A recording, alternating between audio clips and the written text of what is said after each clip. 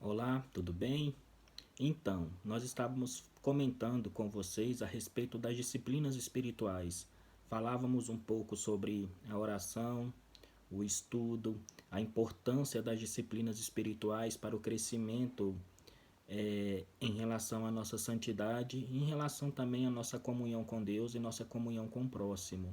E agora queremos falar com vocês sobre a importância da solitude.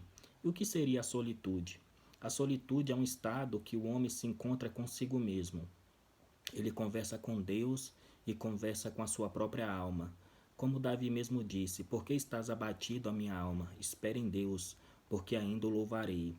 E é interessante notar na narrativa dos evangelhos que sempre Jesus tirava um período de solitude para estar com Deus, para ter comunhão com Deus sozinho ou com seus amigos, seus discípulos. Ele fala em Mateus capítulo 14, versículo 22. E logo ordenou Jesus que os seus discípulos entrassem no barco e fossem adiante para o outro lado, enquanto despedia a multidão. E despedida a multidão, subiu ao monte para orar à parte. E chegada já a tarde, estava ali só.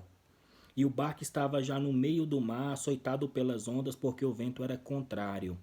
Então Jesus estava sozinho no monte, orando ao Senhor, buscando ao Pai, em comunhão com o Pai, estava só. É muito interessante notar que a disciplina da solitude, ela faz com que a gente entre no estado de alma, que o nosso coração se torne um santuário no qual Deus habita. Nós não dependemos mais dos ruídos do mundo, nós não dependemos mais do falatório do mundo, não dependemos mais das outras pessoas para ter comunhão com Deus. Nós nos encontramos em um estado da alma que nós conseguimos relacionarmos com Deus em comunhão com Ele a sós. Isso é muito importante. Teresa de Ávila disse: acomode-se na solitude e você defrontará com Ele dentro de si mesmo. É muito interessante essa frase. Acomode-se à solitude e você defrontará com ele dentro de si mesmo. Como eu consigo ter comunhão com Deus diariamente e continuamente? O primeiro passo é justamente essa intensa comunhão com Ele por meio da solitude, passando tempo a sós com Deus em meditação, em contemplação, em leitura da palavra, em oração. É muito interessante pensarmos que o medo do abandono, ele paralisa o ser humano. O ser humano não consegue estar sozinho em um quarto por muitos dias. Ele não consegue passar tempo a sós consigo mesmo. Ele sempre está atrás de alguma novidade. Ele sempre está atrás de algum frenesi. Por isso a pandemia revelou justamente esse estado que o homem necessita de estar sempre em contato com outras coisas, outros elementos da criação para se alegrar. E nós, como cristãos, dependemos muito da criação em algum grau, mas não totalmente, porque dependemos plenamente da comunhão com Deus para a nossa caminhada cristã. E não nos encontramos em um estado de depressão ou de melancolia, porque isso é tirado de nós, porque sabemos que o nosso melhor amigo, Jesus Cristo, o nosso irmão mais velho, sempre está conosco e ele disse: estarei convosco até a consumação dos séculos. Quer sozinhos, quer no meio da multidão, estaremos sempre carregando um santuário móvel.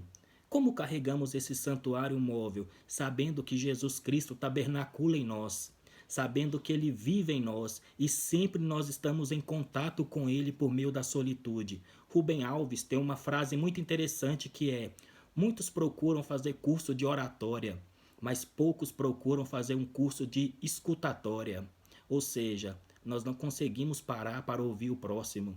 Sempre estamos, de alguma forma, atropelando o nosso próprio próximo com as nossas palavras. Sempre nós estamos falando mais do que ouvindo.